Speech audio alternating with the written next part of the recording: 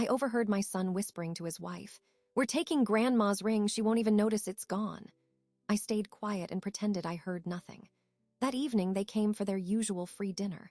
But when my son opened the jewelry box, he screamed, because what he found inside changed everything. Subscribe to the channel, leave your like and comment from which part of the world you are watching, get comfortable and relax. Let's begin.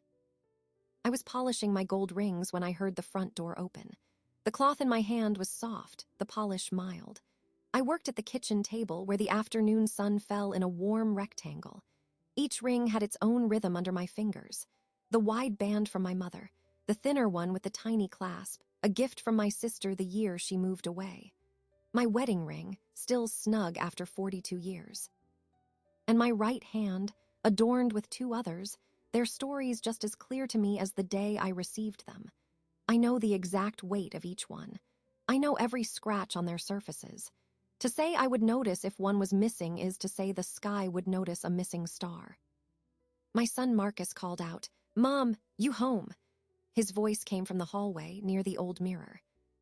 "In the kitchen, baby," I called back, not looking up from my task. I heard Chloe's lighter footsteps behind his. I heard the rustle of her coat.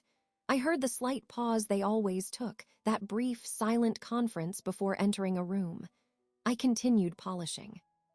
They came in, bringing the cool air from outside with them. Marcus leaned down to kiss my cheek. "Polishing the treasure," he said, his smile not quite reaching his eyes. He looked tired, a permanent crease between his brows these days. Chloe hovered near the doorway, her gaze sweeping the room before landing on me. "Those are so beautiful, Ellie," she said. Her voice was like honey, smooth and deliberate. "I always admire them." "They admire you back," I said, holding up my hand. The gold caught the light. "They've seen a lot." "We just came by to drop off those vitamins," Marcus said, placing a small bag on the counter. "The ones with the iron, like you asked." "Thank you, son, that was thoughtful." I looked at him then, really looked. He avoided my eyes, fiddling with the strap of his watch, a nervous habit he's had since he was 10. "We can't stay," Chloe said quickly. "Just wanted to make sure you had them. We'll see you for Sunday dinner." "Of course, I'm making pot roast. Your favorite, Marcus." He gave me another thin smile. "Sounds great, Mom." He turned to leave, Chloe already moving back toward the hall. "Love you." "Love you more," I answered automatically, the old refrain. I listened to their footsteps recede. The front door did not close. They had stopped in the hallway. I set the ring I was holding down on the soft cloth. The house was quiet, the kind of quiet that seems to hold its breath. I could hear the low murmur of their voices. They thought they were whispering. They thought the distance and the walls would swallow their words. But this is my house. I know its acoustics. I know how sound travels from the hall past the living room archway and into the kitchen. I sat perfectly still. "Not going to work," Marcus was saying, his voice a strained hiss. "It will. She's getting old, Marcus. She forgets things." That was Chloe. Her whisper was sharper, more insistent. "You said yourself she forgot your phone call last Tuesday."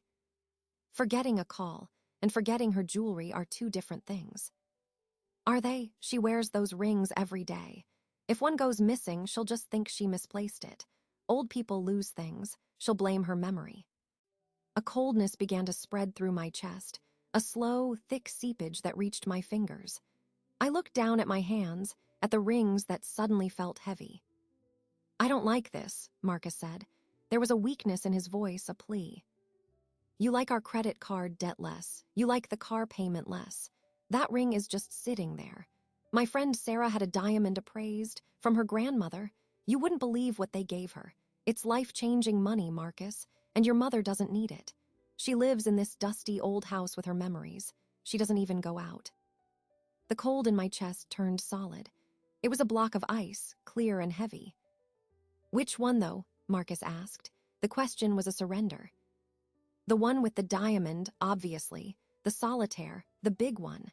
The one she says your father gave her for their 20th. We're taking Grandma's ring, she won't even notice it's gone. And if she does, we'll help her look for it. We'll be so concerned." I closed my eyes. The image was immediate and vivid. my herald, his face serious and proud, slipping that ring onto my finger in this very kitchen. "For all the years I didn't get you fancy things," he'd said. "For all the years you never asked." The diamond was not large by some standards, but it was perfect. It was a promise kept. And my son, my Marcus, the boy I had carried and fed and taught, was now in my hallway, whispering a plan to steal it. Because his wife saw a solution to a car payment. Because they thought my life here, among the photographs and the well-worn furniture, was just dusty memories. Because they thought I wouldn't notice. The pain was physical first. A sharp twist beneath my ribs as if something had torn. Then it receded, burned away by a sudden, clarifying heat. The ice in my chest melted into something else, a pure, steady resolve. I heard the front door finally shut. Their car started outside. I opened my eyes. My hands were steady. I picked up the polishing cloth again. I picked up my wedding band and began to work on it, the motion slow and even. He was wrong. She was wrong. I notice everything. I notice the way Marcus's left shoe scuffs the heel. I notice the precise shade of Chloe's lipstick, different from last week, a new purchase. I notice the empty space on the shelf where a photo used to be before I moved it. I notice the slight change in the air when someone is lying to me. I polished the ring until it shone. I placed it back on my finger, feeling its familiar presence. The decision formed in my mind not as a surge of anger, but as a simple, logical next step, a course correction. They believed I was asleep, not just napping in a chair, but asleep in my life. Drowsy with age, oblivious, a benign figure to be managed, and when convenient, plundered. Very well, I would play asleep. I would be the forgetful old woman they assumed me to be. I would be so quiet, so trusting, so unobservant. I would let them set their plan in motion, and I would be waiting for them when they arrived at the point of their own betrayal. I finished with the last ring. The sunlight had moved across the table. The house was silent again, but the silence was different now. It was an active silence, a listening silence. It was the silence before a storm that only I could see gathering on the horizon. I looked at my hands, adorned with their history, and I knew what I had to do. The game had begun, and they did not even know they were playing. The silence after their car pulled away was a tool. I used it. I finished putting my polishing supplies away, each item in its designated place under the sink. I wiped the kitchen table clean of any smudges. Then I began to plan Sunday dinner. Pot roast was indeed Marcus's favorite. It required time, the slow transformation of a tough cut into something tender. I found the recipe card, stained with decades of drippings, in my box. I moved through the kitchen with a familiar rhythm, chopping onions and carrots, searing the meat, deglazing the pan with a splash of red wine Harold had liked. The aromas began to build, a shield of normalcy. I set the table early, placing my mother's good china on the lace tablecloth. I polished the silverware until each piece reflected the dining room light. Every action was deliberate, a stitch in the fabric of the ordinary day I was weaving for them. When Sunday came, I dressed with care. A simple blue dress, a string of pearls, my rings. I checked my reflection. I saw a woman in her late 60s, silver hair neat, posture straight. I saw the face they expected to see. I practiced a slight vagueness in my eyes, a softening of my usual direct gaze. They arrived at 5. Marcus carried a bottle of wine. Chloe held a bakery box containing a cake that was too elaborately decorated, nothing I would ever choose. "Ellie, everything smells amazing," Chloe said, leaning in for a cheek kiss that didn't quite make contact. "Let me take your coats," I said, my voice warm. "Marcus, put the wine on the sideboard. Red should breathe, right?" He looked momentarily surprised. "Yeah, right." He fumbled with the bottle. I busied myself in the kitchen, stirring the gravy, checking the potatoes. They settled in the living room. I could hear the low murmur of the television, a news channel. No conversation between them. The air in the house was thick with the smell of rosemary and meat, and with something else, a waiting tension. I called them to the table. The meal commenced with the usual routines. Marcus carved the roast. Chloe passed the buttered peas. I asked about their week. "Work is insane," Marcus said, cutting his meat with precise strokes. "Just constant pressure. The numbers have to hit this quarter or else. Or else what, baby? I asked, tilting my head slightly. He shrugged, not meeting my eyes. Just corporate stuff, you know. I did not know. He had stopped explaining his job to me years ago when the titles became vague and the stress became his primary topic. I'm sorry it's so hard, I said, and took a sip of water. It would be easier if things were just more balanced, Chloe said, smiling at me. Her knife tapped lightly against her plate. Financially, I mean, it feels like we're always running just to stay in place. That's a common feeling, I think, I said neutrally. You're so lucky to be settled, Ellie, she continued. No mortgage, no car payments, all your beautiful things around you. It's a real comfort, I bet. My things have memories, I said, looking at my hand as I lifted my fork. The diamond caught the candlelight. I saw both their eyes flick to it, then away. That's the comfort. The conversation lulled. The clink of cutlery was loud. I decided it was time to begin my performance. I reached for the gravy boat and paused, my hand hovering. Now, did I add the time to this? I can't recall. I frowned, looking at the bowl as if it were a puzzle. Tastes perfect, Mom, Marcus said quickly. You probably did, Chloe offered. Her voice was gentle, overly helpful. Memory plays tricks sometimes. I let my frown linger for a second before smiling. You're right, it's probably fine. I served myself gravy. A few minutes later, I turned to Marcus. Did your cousin Janine call me this week? I have a feeling she did, but I can't remember what we talked about. Marcus blinked. Janine, I don't think so, Mom. Why? Oh, no reason. My mind just feels a little fuzzy today. Too much sun while I was gardening, maybe. I gave a small, self-deprecating wave of my hand. I saw the glance that passed between them. It was quick, but I caught it. A look of confirmation. Chloe leaned forward, her voice dripping with sympathetic concern. It happens to everyone, Ellie. Really. You have so much to keep track of in this big house. All these little treasures. Her gaze swept the room, lingering on the china cabinet, the display of crystal, before landing back on me. It must be hard to keep an inventory of everything in your head. An inventory, I repeated, as if the word was new to me. I suppose I should write things down. Harold always said I had a mind like a steel trap, but that was a long time ago. Steel can rust, Marcus said, then looked immediately embarrassed by his own words. Indeed it can, I said softly, looking directly at him until he dropped his gaze to his plate. The rest of the meal continued in this manner. I performed small, benign acts of forgetfulness. I misremembered the name of a neighbor. I asked Chloe twice if she wanted more potatoes. Each time I watched their reactions. Their concern became less sympathetic and more assessing. They were not worried for me, they were evaluating an opportunity. When the cake was served, Chloe saw her opening. That ring is just stunning, Ellie, she said, nodding at my hand. Is that the one from Harold? It is, for our 20th. It must be worth a fortune now, she said with a light laugh. Not that you'd ever sell it, it's priceless to you.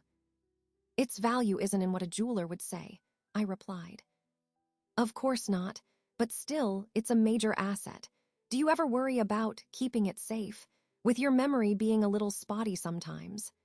She asked this while taking a delicate bite of cake, as if it were the most casual question in the world. I allowed a longer pause this time. I looked at the ring, then out the window at the darkening yard. I let them see me consider it. I suppose I should be more careful, I said, my voice quieter, more tentative. I sometimes take them off when I'm doing the dishes or gardening. I always find them again, but I let the sentence trail off. You should have a system, Marcus said, a little too eagerly. A specific place, like that jewelry box on your dresser. My jewelry box, I echoed. Yes, that's where they belong. I smiled at him, a soft, grateful smile. You're a good son to worry. His face flushed red. He took a large gulp of wine. They left soon after, citing an early Monday. The farewells were effusive. Chloe hugged me, a brittle, tight embrace. Marcus's kiss on my cheek felt dry and cold. I closed the door and turned the lock. I stood in the quiet hallway, the remains of the feast behind me in the dining room. The performance was over. Their reconnaissance was complete. They had confirmed the target and assessed the security, which they believed was failing. They had seen the forgetful old woman worrying about her treasures. I walked to the dining table and began to clear the plates. My hands were steady. The pot roast had been a success, tender, flavorful. They had eaten well. They had left satisfied, believing the path was clear. I knew different. Their probing questions were not concerns. They were the final checks before a mission. The dinner had not been a family gathering. It had been a planning session, and I had provided them with all the intelligence they felt they needed. I scraped the leftover gravy into the trash. The scent of rosemary was still strong. I would let them believe they were in control for a little while longer. The next move, however, would be mine.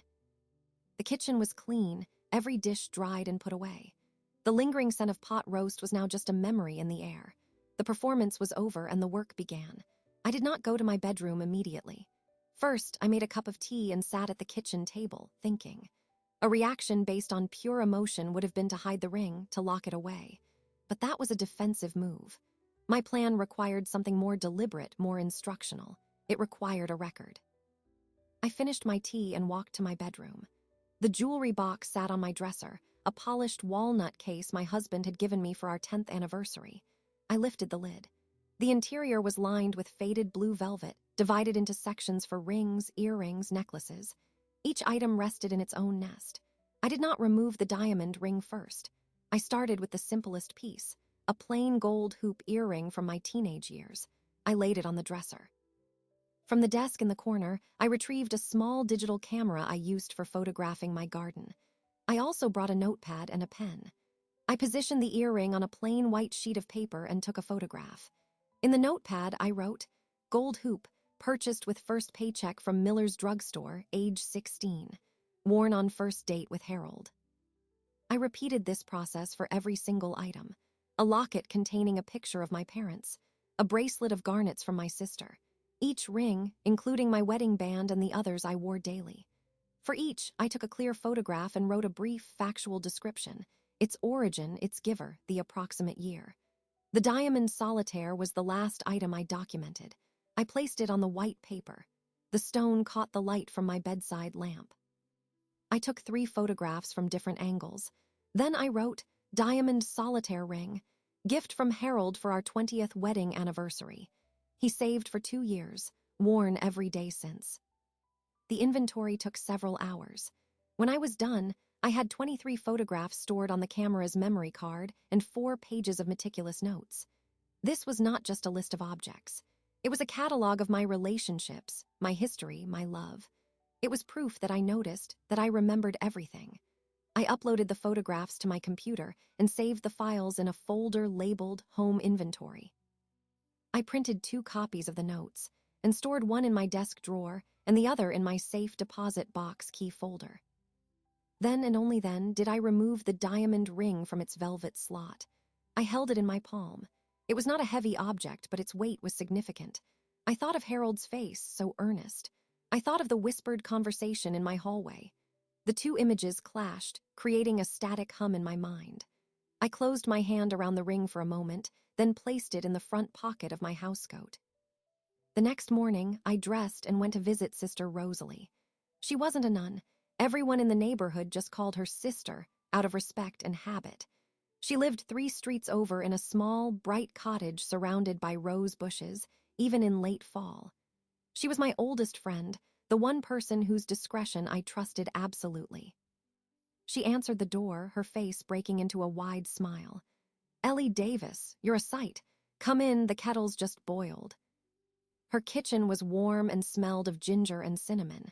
She poured tea into 2 thick mugs. We sat at her checkered tablecloth. For a few minutes, we spoke of ordinary things: the church roof repair fund, the upcoming Thanksgiving potluck, the neighbor's new dog. Then, a silence settled. "You're carrying a storm in your eyes, Ellie," she said finally, her voice gentle but direct. "What's troubling that good heart of yours?"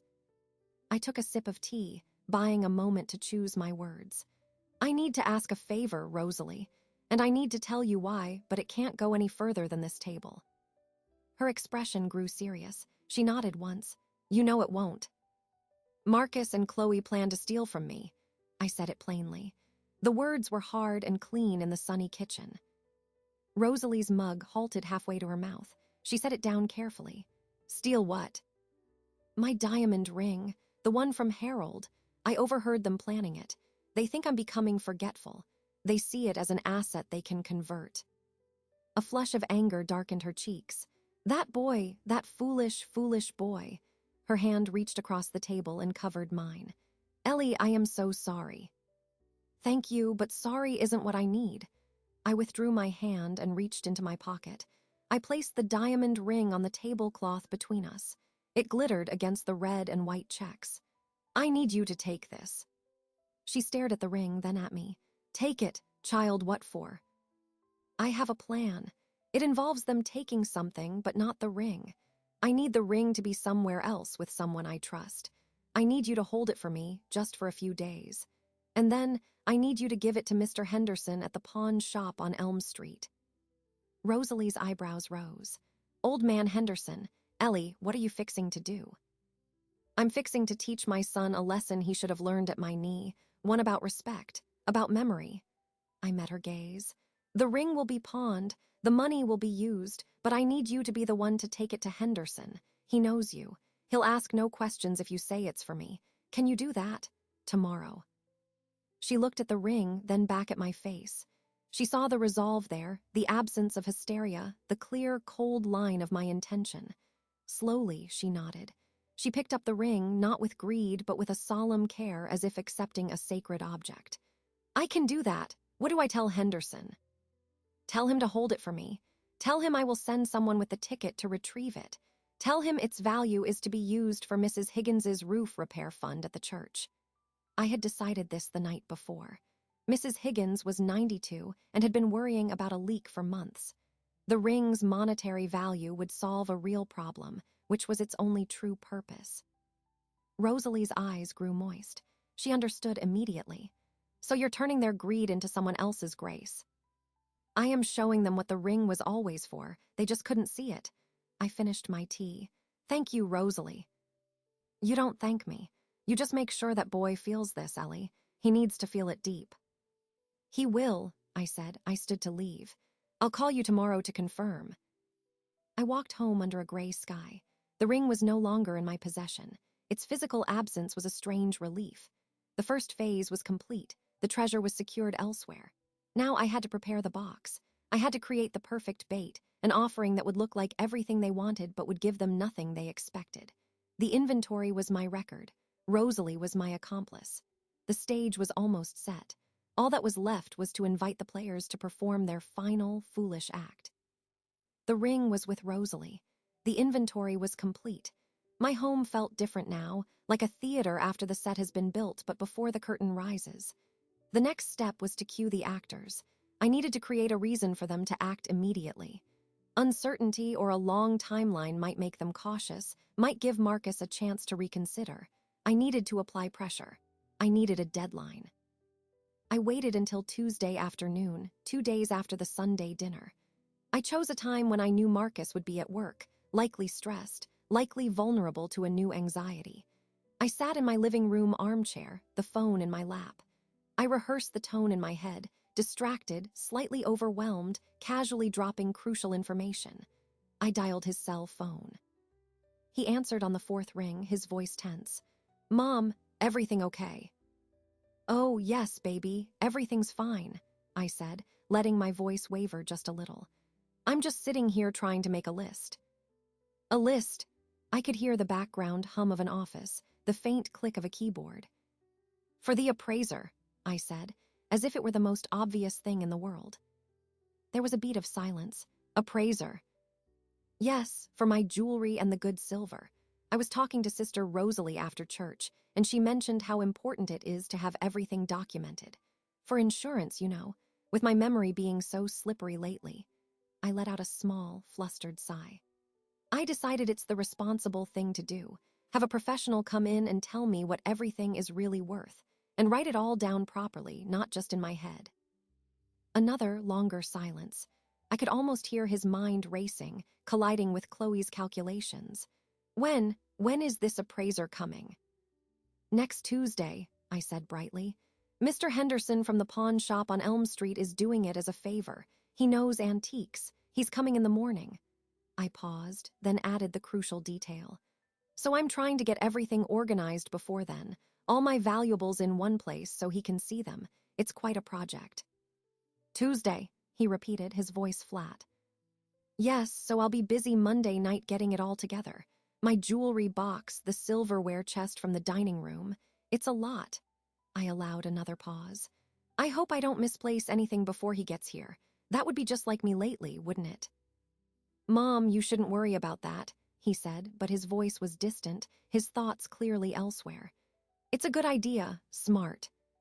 You think so? I just feel it's time to be orderly. Yeah, orderly is good. He cleared his throat. Listen, Mom, I have to run into a meeting. We'll talk later, okay? Of course, baby. Don't work too hard. Bye, Mom. The line went dead. I placed the phone back in its cradle. The call had achieved its purpose. I had given him a specific, imminent deadline. The appraisal was next Tuesday. The valuables would be gathered on Monday night. If they were going to act, it had to be before then. The window was now 5 days wide, but the most likely time would be soon, before I could misplace anything. The pressure was applied. Now, I had to prepare the stage. I went to my bedroom and opened the jewelry box. It looked empty without the diamond ring, the blue velvet seeming to sag in the center ring slot. That would not do. The absence had to be filled with something else, something that would deliver my message more effectively than any missing space could. I went to the closet and retrieved a small shoebox where I kept old photographs. I sifted through them until I found the one I wanted. It was a Polaroid, its colors faded with time. It showed Marcus at about 7 years old, grinning a gap-toothed smile, holding up a macaroni necklace he had made for me in school. He was so proud. I was standing behind him, my hands on his shoulders, smiling down at him with pure, uncomplicated love. That was the boy I remembered. That was the boy who had been replaced by the man whispering in my hallway. I took the photograph to my desk. On a small, plain index card, I wrote in my clear, steady handwriting, my real treasure. I placed the photograph on top of the note. Then, on a second, larger piece of stationery, I wrote the message I had composed in my mind since the moment I heard their plan. I chose my words with care, each one a deliberate stitch. The ring is at the pawn shop on Elm Street. Ticket 42. I've known since Tuesday. I did not sign it. The handwriting was signature enough. I carried the photograph and the 2 notes back to the jewelry box. I arranged them carefully in the central compartment, where the ring should have been. The Polaroid faced up, the little boy's joyful smile aimed at whoever opened the lid. The small note rested on the photo. The larger note lay beneath it. I closed the lid of the box. I stepped back and surveyed the room.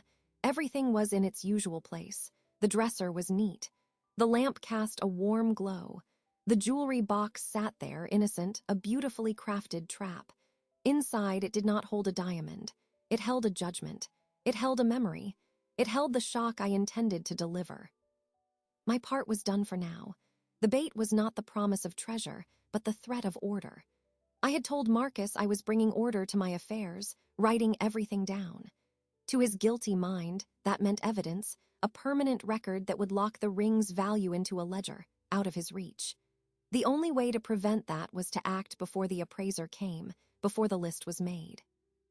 I had taken the ring's physical value and converted it into a roof repair for Mrs. Higgins. I had taken its sentimental value and placed it in a photograph. All that remained in the box was the consequence of their actions. I went to the kitchen and prepared my dinner. I ate at the table alone. The house was quiet, but it was no longer a listening silence. It was a waiting silence. I had set the gears in motion. The mechanism was simple, and it would now proceed with its own inevitable logic. They would come, driven by greed and a manufactured urgency, and they would open the box. They came on Thursday evening. The days between my phone call and their arrival had been spent in ordinary routines. I gardened. I cleaned. I visited Rosalie to confirm the ring was with Henderson and the pawn ticket was 42, as I had written in the note. I made sure my movements were visible, predictable. I wanted them to feel secure in their timing. At 7:15, my doorbell rang. The sound was abrupt in the quiet house. I was in the living room, mending a small tear in a tablecloth. I set the sewing aside and went to the door. Marcus and Chloe stood on the porch. Marcus held a paper bag from the local deli. Chloe wore a smile that was too wide. "Mom," Marcus said, "we were in the neighborhood. Brought you some of that chicken soup you like, from Goldstein." "I thought you might be under the weather," Chloe added, her voice syrupy with concern. "You sounded a little tired on the phone." I allowed my posture to sag slightly, injecting a note of weariness into my own expression. "That's so thoughtful of you. I have been feeling a bit run down. Come in, come in." I stepped back to let them enter. They moved into the living room. I took the bag from Marcus and peeked inside. The container of soup was still warm. "I'll put this in the kitchen. Make yourselves comfortable." When I returned, they were seated on the sofa, not touching. The atmosphere was thick with forced casualness. "How's the list coming?" Marcus asked, trying to sound offhand. "Oh, it's a chore," I said, waving a dismissive hand. I settled into my armchair, the one that faces the hallway leading to the bedrooms. My mind isn't what it used to be. I get distracted. I found myself looking through old photo albums for half the afternoon instead of writing things down. I gave a soft, self-conscious laugh. "Photos are important too," Chloe said. Her eyes darted around the room, assessing. They're the real story, aren't they?" I leaned my head back against the chair and closed my eyes for a moment, as if gathering strength. I think I might just rest my eyes for a minute. That soup smells wonderful. I'll have it in a bit." "Of course, Mom. Take a nap. We'll just be quiet here," Marcus said. I kept my eyes closed. I regulated my breathing, making it slow and deep. I let my hands, resting on the arms of the chair, go limp. I became a statue of sleep. For several minutes, there was only silence. Then, the subtle rustle of clothing, a cushion sighing as weight lifted from it, the quietest exchange of whispers. "She's out," Chloe's voice, a thin veil of sound. "Are you sure?" Marcus tense. "Look at her. She's exhausted. Let's go now." I heard their footsteps, soft on the rug, then sharper on the hardwood floor as they moved into the hallway. They did not walk to the front door. They turned toward the back of the house, toward my bedroom. My heart beat a steady, slow rhythm in my chest. There was no fear in it, only a cold, focused attention. Their footsteps faded. The house was so still I could hear the hum of the refrigerator in the kitchen. Then, from the distance of my bedroom, the faintest creak of a door, my door. It was a sound I knew well. More silence. They would be standing in the room, looking at the dresser. They would see the jewelry box. Then a new sound, the distinct, soft squeak of the walnut lid being lifted. The hinge had needed oil for 20 years. Harold had always meant to get to it. I knew that sound better than my own voice. A pause. I imagined them peering inside, their eyes searching for the flash of diamond in the dim room light. What came next was not a word. It was a sound ripped from the diaphragm, a short, harsh gasp that was almost a choke. It was Chloe. It was followed immediately by a cry. It was a raw, unfiltered noise of sheer, uncomprehending shock. It was my son's voice, but stripped of all its adult layers. It was the sound of a child who has touched something hot or seen something terrifying. It was a scream, but it was strangled, cutting off into a guttural no. The sound echoed down the hallway and into the living room where I sat, still pretending to sleep. It vibrated in the air. It was the precise sound I had imagined, the sound of a plan shattering against the hard surface of reality. It was the sound of the trap closing. I waited. I counted to 10 in my head, slowly. I heard frantic, hushed arguing, panicked whispers that I could not make out. I heard the jewelry box lid close with a soft, definitive click. Then hurried footsteps coming back down the hall. They were not trying to be quiet now. They stumbled into the living room. I chose that moment to stir. I made a soft, sleepy sound and blinked my eyes open, as if disoriented by the sudden noise. I looked at them. Marcus stood frozen in the doorway to the hall, his face a mask of pallor. His eyes were wide, his mouth slightly open. He was trembling. Chloe stood just behind him, one hand clamped over her own mouth, the other clutching his arm. Her eyes were darting from him to me, filled with a pure animal panic. "What in the world?" I asked, my voice groggy with pretended sleep. "What's all the commotion? What's wrong?" I pushed myself up in the chair, playing the confused old woman to perfection. They stared at me, unable to speak. The note was in Marcus's hand. I could see the edge of the stationery clutched in his white-knuckled fist. The photograph, I presumed, was in the box, or perhaps in his pocket. They had taken the evidence of their own crime. I looked from one stricken face to the other. "Well," I asked, my tone shifting from confusion to mild, grandmotherly concern. "Did you see a mouse? You both look like you've seen a ghost." They stood there, a pair of statues carved from fear. My question hung in the air between us, ordinary and absurd. "Did you see a mouse?" Marcus's mouth worked, but no sound came out. Chloe's grip on his arm was so tight her knuckles were white bones under her skin. I sighed, a sound of gentle exasperation, and pushed myself fully upright from the chair. I smoothed my dress. "Well, since neither of you can answer, I suppose I'll have to see for myself. All that racket came from the back." I began to walk toward the hallway. That broke their paralysis. "Mom, wait!" Marcus choked out, stepping forward to block my path. He still clutched the note in his fist. "Wait for what, Marcus? You're acting very strange. Did something happen in my room?" I looked past him down the hall. My bedroom door was ajar, a slash of dim light from within cutting across the hallway floor. "No, nothing, it's just," he stammered. "It's just that we thought we heard something, but it was nothing," Chloe finished, her voice high and strained. "We should go. You should rest." "I'm perfectly awake now," I said, my tone mild but firm. I sidestepped Marcus, who was too stunned to effectively block me, and walked down the hall. I heard their hurried footsteps following me, but I did not turn around. I pushed my bedroom door open. The room was as I had left it, orderly and calm. The only disruption was the jewelry box on my dresser. Its lid was open, the blue velvet interior exposed. I walked to it and looked inside. The photograph of my son and the small note were gone, taken.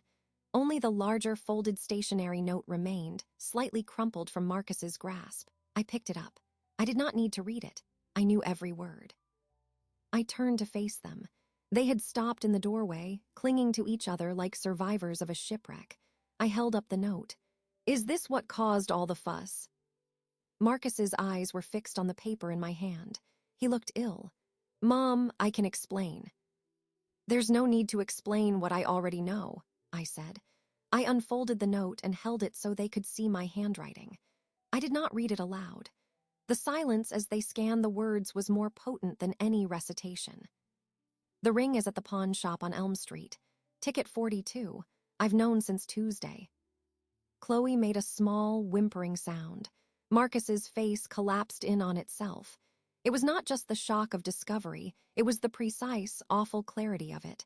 The date, the location, the ticket number. It was the evidence of a plan that had been seen, recorded, and countered from its very inception. "Tuesday," Marcus whispered. "You heard us." "I did," I said. I placed the note back on the dresser next to the open box. "I was in the kitchen, polishing my rings. You were in the hallway. You thought I was old. You thought I was deaf. You thought I wouldn't notice." I looked at him, my gaze steady. "I notice everything, Marcus. I always have." "The photo," he said, his voice breaking. "I took it from the album. That's my real treasure. That boy, not the diamond. You were looking for the wrong thing." Tears began to spill down his cheeks. They were tears of shame, of horrified realization. We weren't going to keep it. We were going to." "You were going to sell it," I stated flatly. "To solve a problem. You saw it as an asset. I saw it as a promise from your father. We were looking at the same object and seeing two different worlds." Chloe found her voice then, a sharp, defensive blade. "This is cruel, Ellie. Setting a trap for your own son. What kind of mother does that?" I turned my eyes to her. The coldness I had cultivated for days finally showed in my expression. I did not raise my voice. "The kind of mother who teaches a lesson when her child has lost his way. The kind of mother who will not stand by while her family's love is treated as a line of credit. You called me old and forgetful. You used that as your excuse. So I showed you exactly what this old woman can do. I showed you that my memory is long and my will is longer." Marcus flinched at every word, as if physically struck. "What do you want?" Chloe demanded, her panic morphing into anger. "An apology? Fine, we're sorry, we made a mistake." "That is not an apology," I said. "That is a concession because you were caught. There is a difference." I walked to my bedside table and opened the drawer. I took out a small, plain envelope. Inside was the pawn ticket, a duplicate. I had asked Henderson for 2. I held it out to Marcus. "Ticket 42, as stated." He stared at the small piece of paper as if it were a venomous snake. He did not take it. "Take it," I said, my voice leaving no room for refusal. "You wanted the ring. Now you have the means to retrieve it. Go to the pawn shop. See what your mother's treasure has accomplished." His hand trembled as he reached out and took the envelope. He did not open it. "I think you should go now," I said. I walked past them out of the bedroom, back down the hall toward the living room. I heard them stumble after me. At the front door, I turned. Marcus's face was ravaged, wet with tears. Chloe looked furious and terrified, her arms crossed tightly over her chest. "The appraisal on Tuesday was a fiction," I told them. "A story to hurry you along, but the lesson is real. I suggest you go learn the rest of it." I opened the door. The cool evening air rushed in. They walked out onto the porch without another word. I closed the door behind them. I turned the lock. I listened as their car started and drove away, the sound fading into the distance. Then and only then, I walked back to my bedroom. I closed the lid of the jewelry box. The first act of my revenge was complete. They had opened the box. They had seen themselves reflected in it, and the image had shattered them. But the lesson was only half delivered. The other half waited for them on Elm Street.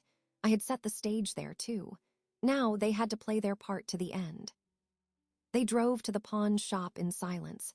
I know this because Marcus told me later, his voice hollow with the memory. He said the only sound in the car was the hum of the engine and Chloe's sharp, furious breaths. He held the ticket in his hand, the small paper square feeling like a condemnation. He did not speak. She did not speak to him. The shared shame was a wall between them. Elm Street Pawn was a narrow, cluttered establishment sandwiched between a barber shop and a closed-down laundromat. The window was a mosaic of unwanted items: guitars, power tools, cameras, and jewelry glittering under fluorescent lights. A bell jangled when Marcus pushed the door open. The air inside smelled of dust, old wood, and faintly of cigar smoke. Mr. Henderson stood behind a glass counter, polishing a watch with a soft cloth. He was a man in his 70s, with thick glasses and a patient demeanor. He looked up as they entered, his expression neutral, professional. He had been expecting them. Marcus approached the counter. He placed the pawn ticket on the glass surface, sliding it forward without a word. Henderson picked up the ticket, adjusted his glasses, and looked at the number. He nodded once. "Ticket 42, 1 moment." He turned and walked to a wall of small, numbered cubbyholes behind him. He retrieved a small black velvet pouch from cubby 42. He brought it back to the counter and set it down. "The terms were a 30-day hold," Henderson said, his voice even. "Redemption fee was paid up front. The item is yours." He did not open the pouch. Marcus stared at it. His hand did not move. Chloe reached past him, her fingers snatching the pouch from the counter. She loosened the drawstring and appended it into her palm. My diamond ring tumbled out, catching the harsh overhead light. It was the same. It was unchanged. She held it, and for a moment, her face showed a flicker of something like triumph, as if retrieving the object was a victory in itself. Then her expression shifted to confusion. She turned the ring over, looking at it, then at Henderson. "It's just the ring," she asked, her voice brittle. "That was the item pawned," Henderson confirmed. "There's nothing else. No message." Henderson regarded her for a long moment. Then he bent down below the counter and retrieved a standard white business envelope. It was sealed. He placed it on the counter next to the velvet pouch. "The lady who pawned the item left this. She instructed me to give it to the person who presented ticket 42. Marcus's hand shot out and took the envelope before Chloe could. He tore it open. Inside was a single sheet of my stationery, folded in thirds. He unfolded it. I had written this note the same day I gave Rosalie the ring. The words were simple. This paid for Mrs. Higgins' roof repair. Its value was always in helping. You saw a rock. I saw a heart. Marcus read it. Then he read it again. His shoulders slumped. The anger, the defensiveness, the panic, all of it drained from his face, replaced by a dawning, awful comprehension. It was a different kind of shock than the one in my bedroom. That had been the shock of being caught. This was the shock of understanding the depth of his mistake. "What does it say?" Chloe demanded, trying to snatch the paper. He held it out to her, his arm moving like a machine. She took it, her eyes scanning the lines. Her triumphant confusion curdled into something else. Disbelief, then outrage. "Mrs. Higgins, the old lady from church," she gave it away. "She used it," Marcus said quietly, the first words he'd spoken since entering the shop. "She used its value for a roof." "We needed that money," Chloe's voice rose, echoing in the small shop. "That was our money, she had no right." Mr. Henderson cleared his throat. He looked at Chloe, then at Marcus, his gaze steady. "The right of disposition belongs to the owner of the property," he said, his tone factual, not confrontational. "Mrs. Davis was the owner. She stipulated the funds from the loan were to be directly transferred to the church's building fund, earmarked for a specific repair. The transaction is complete. The roof work began yesterday." Chloe looked as if she had been slapped. The reality was a closed loop. The ring's monetary value had been converted into shingles and labor. It was gone, transformed into a dry ceiling for a 92-year-old woman. It was irrevocable. "She played us," Chloe whispered, but the fury was gone, replaced by a stunned realization. Every single step, the forgetfulness, the appraisal story, all of it, she led us right here. Marcus was still staring at the note in her hand. "You saw a rock," he repeated softly. "I saw a heart." He looked up at Henderson. Did she say anything else?" Henderson considered him. He had known me for 30 years. He had known Harold. He had seen Marcus grow up. His professional neutrality softened just a fraction. "She said you might come. She said to give you the ring and the note. She didn't say anything else." He paused, then added, "But I'll tell you what I saw. I saw a woman who valued a promise enough to wear it every day for decades. And I saw a woman who valued her community enough to turn that promise into a practical kindness when the time was right. The only thing that changed was the form the value took. The intent remained the same." Marcus flinched. He picked up the ring from where Chloe had dropped it on the counter.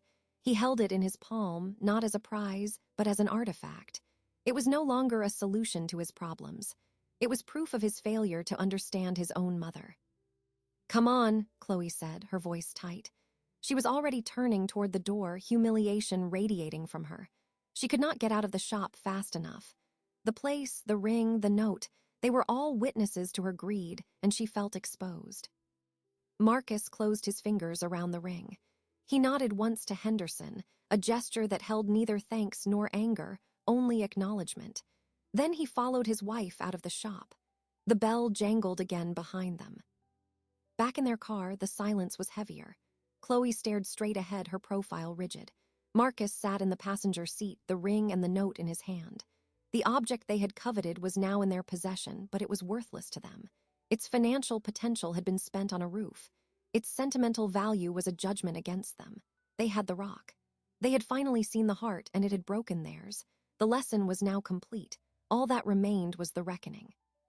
He came back alone the next evening. I was not surprised. I had prepared a small meal, but I had no appetite. The food sat on the kitchen table, growing cold. The house was quiet, waiting. When the doorbell rang, I knew it would be him.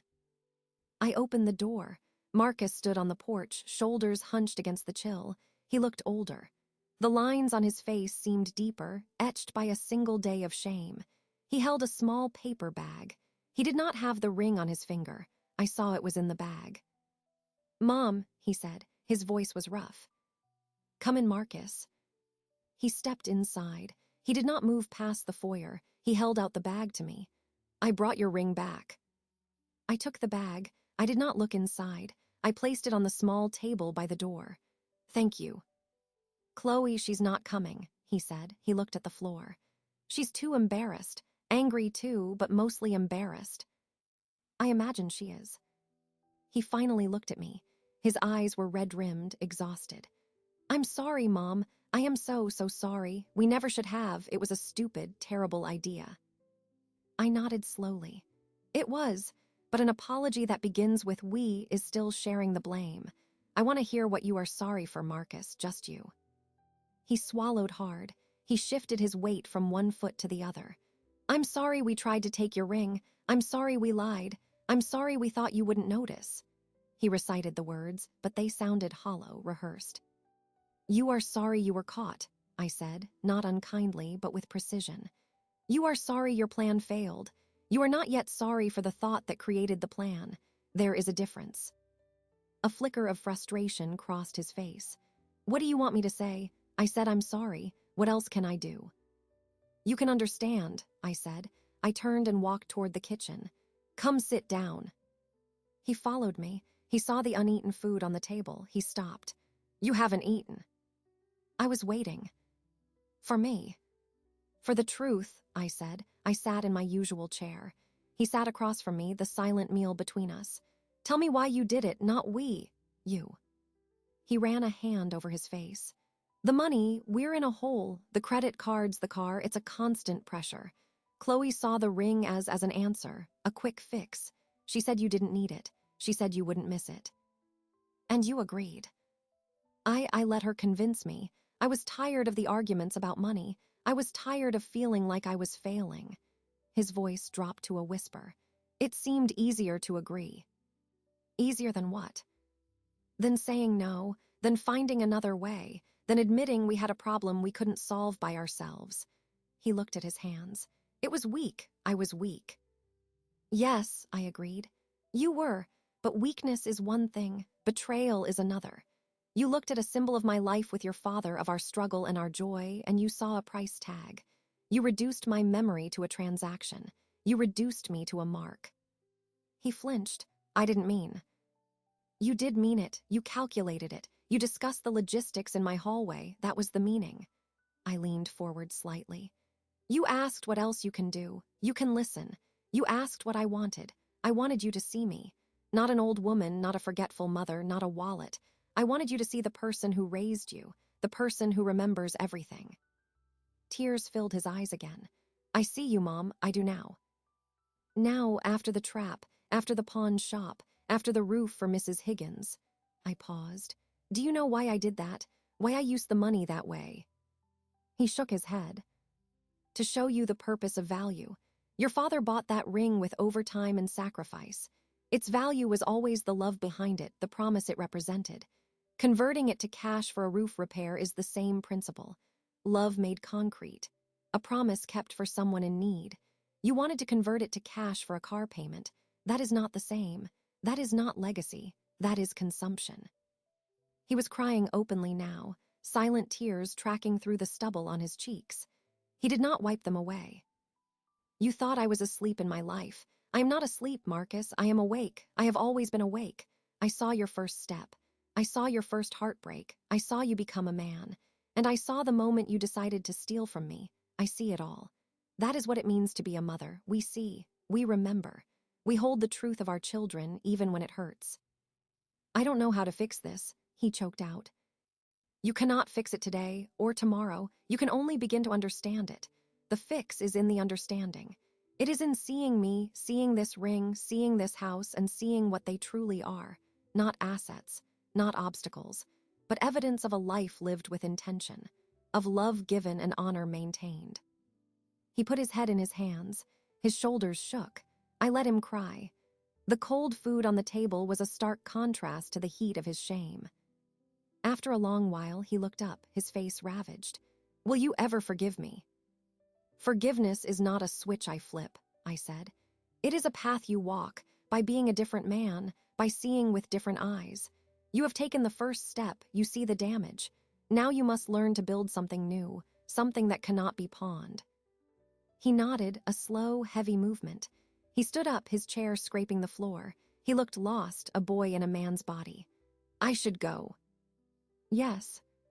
He walked to the foyer. He paused at the door, his hand on the knob. He did not turn around. I love you, Mom. I love you too, Marcus. That is why this hurts. And that is why I did it. Go home. He opened the door and left. I listened to his car drive away. I stood and began to clear the cold food from the table. The reckoning had happened. The words had been said. They were now inside him, seeds planted in plowed ground. Whether they would grow into something better or wither in the drought of his old habits was a story for another day. My part, for now, was done. He did not come back the next day or the day after that. I did not expect him to. Words were easy, action was the difficult part. I went about my life. I tended my garden, now preparing it for winter. I had tea with Rosalie, who did not press for details but understood from my face that the first wave had passed. I wore my rings, including the diamond, which I had retrieved from the paper bag and placed back on my finger. It felt no different, yet it felt entirely new. On the third day, a Saturday morning, I heard a car pull into the driveway. I looked out the kitchen window. It was Marcus's car.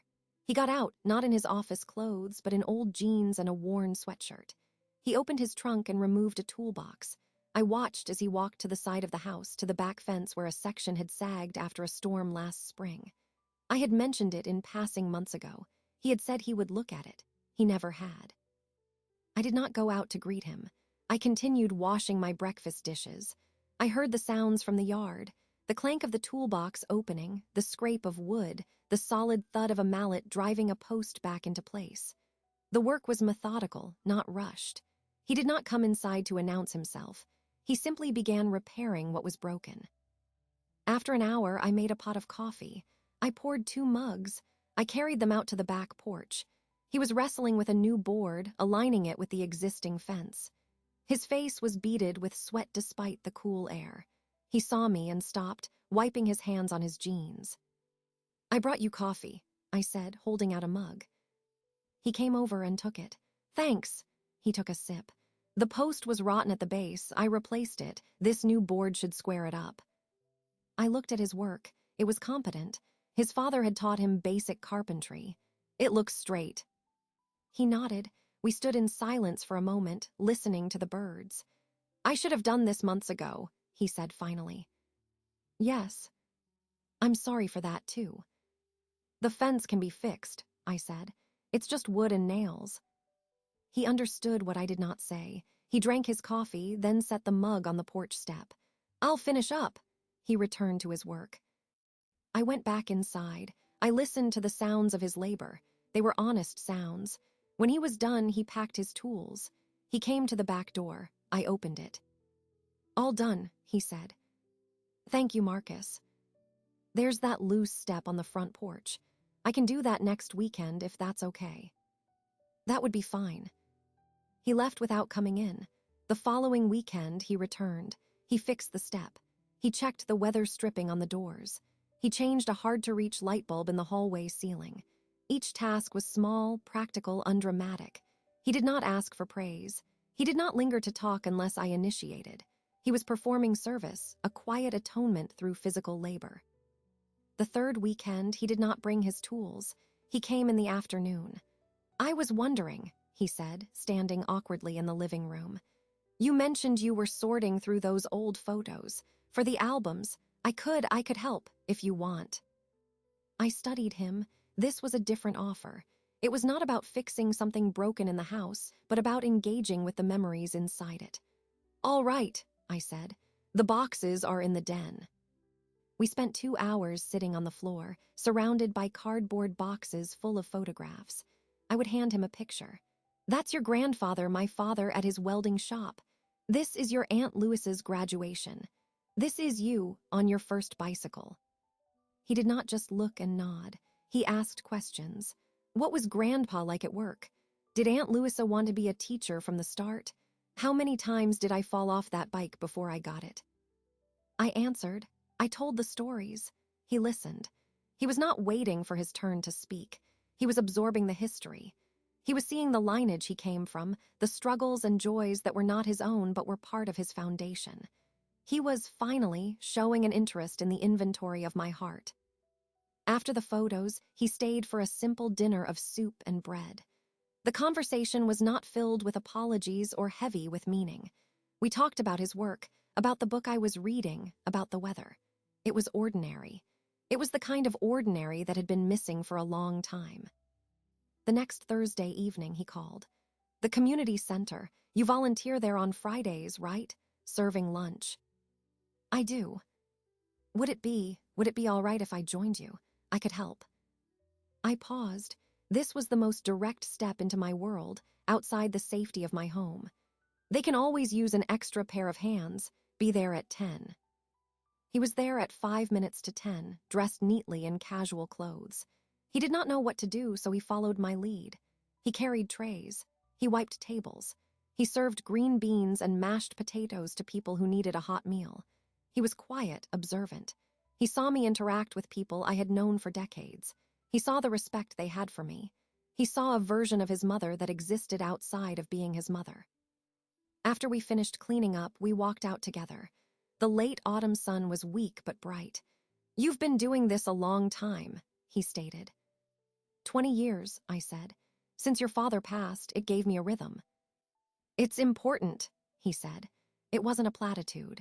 He had seen the faces of the people in the line. He had seen the practical value of the service, just as he had seen the practical value of the ring converted into a roof. It is, I agreed. He drove me home. At my door, he said, "Thank you, Mom, for letting me come." You're welcome, Marcus. He was not yet forgiven. Forgiveness is a country we had not arrived at, but he was on the road. He was moving in the right direction, one repaired fence, one remembered story, one served meal at a time. The grand gestures were absent. The small, consistent acts were present. That was the true beginning. The Sunday dinners resumed. They were different. Chloe did not come. Marcus said she was dealing with things in her own way, which I understood to mean she could not yet face me, or perhaps the version of herself she had seen in the jewelry box. Marcus came alone every week. He arrived early, often bringing groceries. He would help with the preparation, chopping vegetables or setting the table. The conversation was quiet, often about practical matters. We did not discuss the ring, the pawn shop, or the notes. That ground had been covered. We were now navigating the terrain that came after. The change in him was not in grand declarations. It was in his presence. He listened. He looked at me when I spoke. He remembered small things I mentioned the week before. He did not glance at his phone. He was there fully in a way he had not been for years. The weight of his shame had been heavy, but it had also grounded him. He was less flighty, less distracted. The frantic energy of a man trying to outrun his problems was gone. He moved with a slower, more deliberate pace. Weeks passed this way. The autumn deepened, the trees shedding their leaves. The fence he repaired stood straight. The step no longer creaked. The photo albums were organized, a project we continued bit by bit. He came with me to the community center twice more. He was learning the rhythm of a different kind of life, one built on attention and small contributions. Then on a Sunday in early December, he arrived as usual. We prepared a simple roast chicken. The kitchen was warm, filled with familiar, comforting smells. We ate at the dining table, the same china, the same silverware. The atmosphere was not strained, but it was not the boisterous, careless gathering of before. It was thoughtful. It was real. After we cleared the plates, he hesitated. "I have something for you, Mom." I dried my hands on a dish towel. "You don't need to bring me things, Marcus." "I know, this isn't like that." He reached into the pocket of his jacket, which was hanging on the back of his chair. He pulled out a small, clumsily wrapped package about the size of a ring box. The paper was plain, the tape uneven. He held it out to me. I took it. It was light. I unwrapped it carefully. Inside was not a store-bought box, but a small, hinged wooden container, sanded smooth but clearly handmade. I opened it. Nestled inside on a scrap of felt was a ring. It was made of a dull, silvery metal, not polished. It was a simple band, but its surface was uneven, with tiny hammer marks visible along its circumference. It was not perfectly round. In one spot, there was a small, soldered joint, a little lump of metal where the ends had been fused together. It was the most unassuming, plainly made piece of jewelry I had ever seen. I looked at him. He was watching my face, his own expression anxious but earnest. "I've been taking a class," he said. "At the community center, actually. A basic metalworking class. The instructor is a retired jeweler. This is my first project. My only project so far." I took the ring from the box. It was cool. It was very light. "It's not worth anything," he said quickly. "The material is just practice alloy. It's probably worth less than the paper I wrapped it in." He took a breath. "But I made it for you, to remind me to see with my heart, not with a price tag." I held the ring between my thumb and forefinger. I examined the imperfect hammer marks, the rough join. I saw the time it represented. I saw the focus required to shape something, however crude, with one's own hands. I saw the intention. "You made this," I said. "I did. It took me 3 weeks. I kept starting over. It's still not right, but it's finished." I looked from the ring to my son's face. I saw the little boy from the Polaroid, the one who had given me a macaroni necklace with the same proud, hopeful expression. That boy was back, standing in the body of a man who had lost his way and was now, slowly, finding a new path home. I did not say it was beautiful. It was not in any conventional sense. I did not say it was precious. Its material was base. I slid it onto the ring finger of my right hand, next to my other gold bands. It fit. It felt strange against my skin, its texture foreign among the smooth, worn gold. It stood out, a stark, humble silhouette against the others. "It fits perfectly," I said. A tension left his shoulders. He had been holding his breath. He released it in a soft sigh. "I measured one of your others when you weren't looking, the thin one from Aunt Louisa." I nodded. I looked at my hand at the new addition, a ring with no history yet, a ring whose only story was this moment. A son making amends not with words or stolen treasure, but with created truth. "Thank you, Marcus." I looked up at him. "I will wear it." He nodded, his eyes bright. No more words were needed. The offering had been made and accepted. It was not forgiveness, not yet. Forgiveness is a deep, slow river. This was a bridge built across it. We finished cleaning the kitchen together. He stayed for a while longer, drinking a final cup of coffee. We spoke of ordinary things.